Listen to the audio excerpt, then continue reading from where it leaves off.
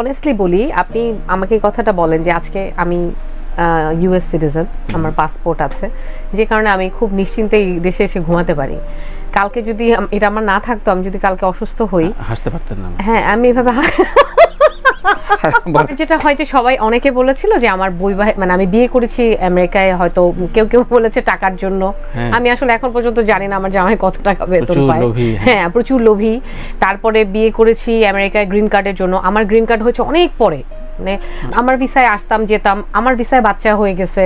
হ্যাঁ, তারপরে যখন আমি সেকেন্ড বেবি নিলাম, তখন আমি রাসেককে বললাম যে রাসেক তখন বলে এখন আর যাওয়ার দরকার না, এখন অ্যাপ্লাই করে দিই।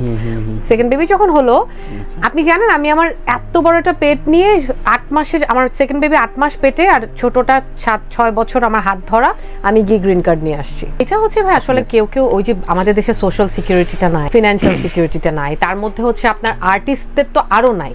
মানে কিছুদিন পরে কি আর্টিস্ট দুস্থ, সেটা শুনতে কারো ভালো। হ্যাঁ, অভিনয় শিল্পীরা মানে কি, হ্যাঁ, ঘরে বাজার নাই, বা এটা যে কি দুঃখজনক, এটা বলে বোঝানো যাবে না।